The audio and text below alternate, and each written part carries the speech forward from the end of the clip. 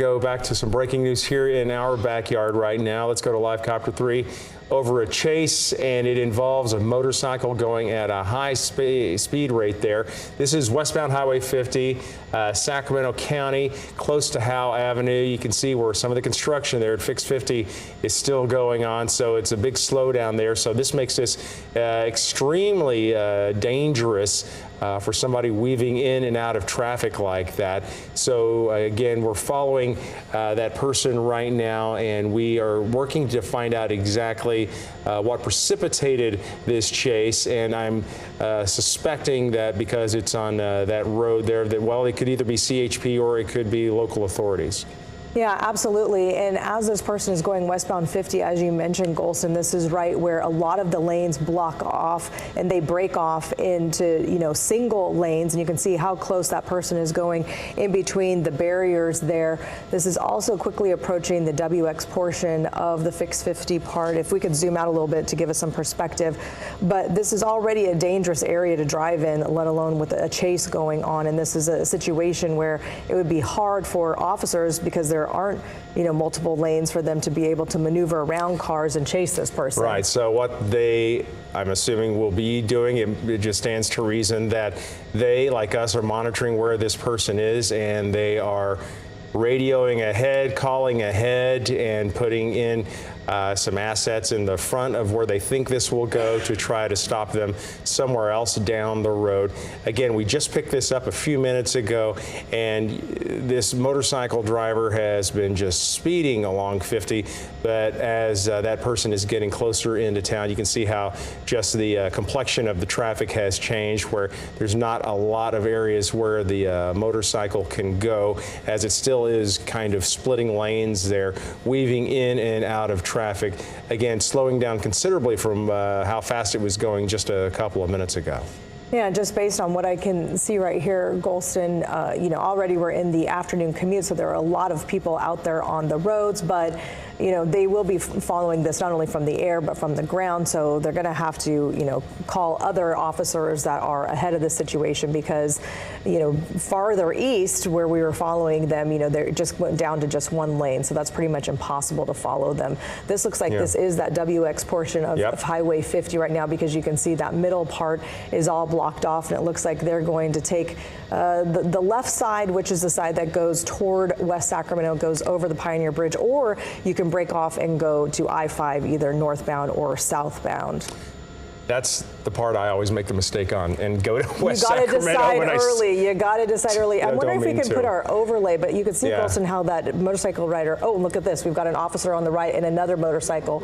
That's who is going to be able to catch up with this person on this motorcycle. This can we is so determine dangerous. if that for sure is another officer, or is that somebody else? Yeah, that's definitely CHP. You can see there, well, at least law enforcement. Yeah. You can tell from the white front part of it. I mean, this is making me nervous. Look at how fast they are going. Yeah, now they're taking that exit right there. This looks like this is the exit northbound I-5 towards downtown. Yep, and that's northbound I-5. I don't know if we can put our traffic overlay so that viewers at home are able to see, but that, to me, looks like that's northbound I-5 approaching P Street. That is going to be kind of the difference maker there if you've got a CHP motorcycle officer there who can basically match what this person is doing. There they go on I-5, and you can see the acceleration there as that person is picking up speed. And this is super fast. Look at this motorcycle just cutting through, basically splitting lanes there, which you're not supposed to do. And that was a super close call right there,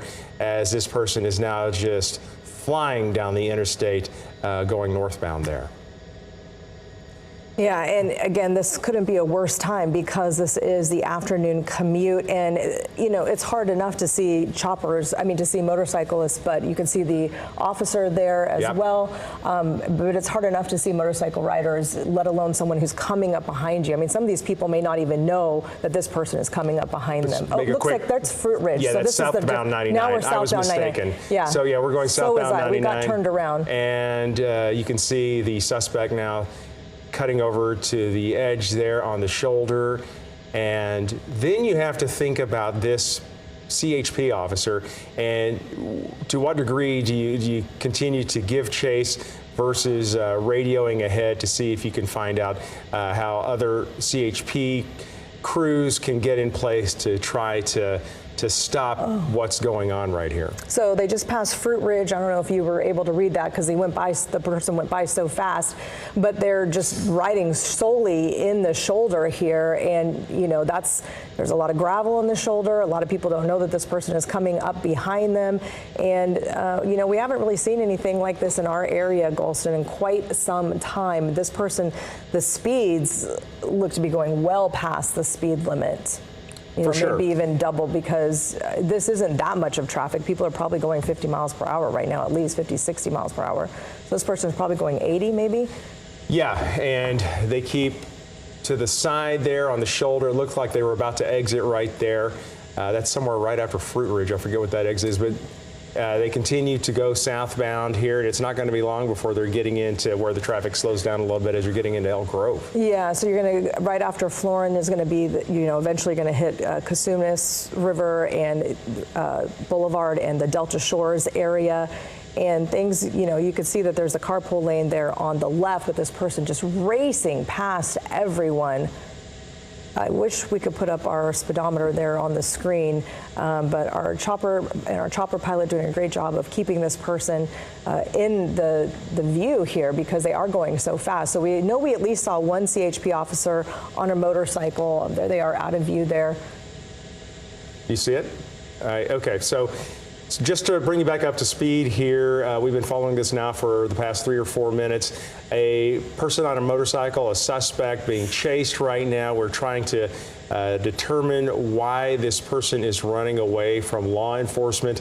They have gone way over the speed limit on 50. There's the police officer right there on the left. They've been going way over the speed limit on 50, cutting by downtown, now going south on 99, continuing a high rate of speed, splitting lanes right there, getting over to the shoulder, looking like they're about to exit, then get back in the number 4 lane there, and continuing just this super, super dangerous chase. And the police officer is not far behind. Of course, having to keep in mind the safety of all the other people in their vehicles, but also trying to figure out a way to bring this all to an end. Yeah, and our photographer in Live Copter 3 doing a great job, because this is not easy keeping up with this person as they're weaving in and out of traffic and going this fast. This motorcyclist has primarily stayed in the far right, the slow lane and the shoulder, but has continued to weave in and out, you know, of traffic. This is right where Golston was mentioning things start to slow down. This is exactly where things start to slow down with traffic during the afternoon commute. Yeah, and what I'm worried about is this person gets into an exit lane and he's going so fast, or that a normal person, a normal commuter may not see them in time and then just get over for the exit, and then you've got a serious problem with a potential collision there. But, well, and I'm worried about the law enforcement officer that's also on a motorcycle, because, you know, these drivers aren't expecting this coming up behind them. And so, you know, even the CHP officer, you know, this is a dangerous situation for them too. For Obviously, sure, they're going to yes. have to make a decision of, you know, maybe they're setting something up ahead of this. Maybe that's why people are slowing down. They could be blocking traffic and setting up some spike strips, because this is generally what they're going to have to do when you enter a situation like this, when someone is acting this erratic and endangering the lives of all of the people on the road. Yeah, well, now you can feel the slowdown. You can just see it visually as the cars are definitely going at a slower pace, as is the motorcycle. But we've seen anytime the motorcycle seems to pick up a little bit of daylight in the traffic, they will take off. Certainly right when the CHP officer seems to get closer and closer, which they seem to be just out of picture right now as I'm looking up above. Just at the... Yeah, so we'll keep watching that as we see how I wonder if we can zoom out to see if there he is on the left. But I wonder if they've got the spike strips out, and maybe they are purposely slowing traffic down so that they can put those out. I don't know if we can zoom out a little bit to get perspective on that. Or get our overlay. Yeah. Maybe we could zoom in to see. I don't know if that's as far zoomed in as we can get. Oh, there we go. Thank you so much, Live Copter. So this now becomes interesting, because the CHP officer can pin in the suspect, and here comes a patrol vehicle. Yeah. He can pin the motorcyclist in, because the motorcycle officer now has the block for the exit, if you will. So now the motorcyclists can only go straight, and here they go, and I have no idea. You can't do a pit maneuver on a motorcycle, last I checked. So. You can't do a pit maneuver on a motorcycle, and also there's just so many people around.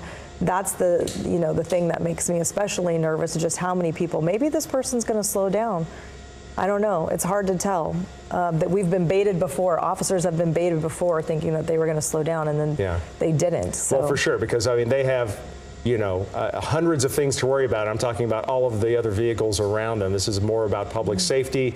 So yeah, they want to stop this suspect, but they also have to keep the safety of all of those truck drivers and the commuters and people getting home from school or wherever. They have to keep them in mind. But it is interesting, Lisa, to watch here. I mean, he's right on that motorcyclist's tail, and the motorcyclist seems not to be going well, and they're faster. now approaching Laguna Boulevard on I-5 South, in the Elk Grove area. Oh, this is Highway 99? Yeah, 99. And we're approaching Laguna Boulevard on Highway 99, so 99 southbound. So we were really turned around earlier, but it was moving so fast, and we were watching it upside down. So this is, going to be interesting to see what happens here. I don't know if maybe they've stopped traffic up ahead. And there you can see the Consumnes River Boulevard it looks like the exit. motorcyclist, the suspect, is putting his blinker on for what it's worth. And they are moving over, and this person, well, maybe they're just going to pull over, and this may come to an end, which would be wonderful, but this is also an area where someone who is of the mind to try to get away from this, they could also take off down the exit or just continue down the road. But it looks like this could end in a good way. Hopefully, I mean, this will be a miracle if they're able to end this and no other cars or no other vehicles are involved in an accident or something, because that was really dangerous and that was terrifying to watch, frankly. They're approaching Elk Grove Boulevard, so they could be exiting Elk Grove Boulevard. It's really hard to say right now just because we're so zoomed in and we don't have our traffic overlay.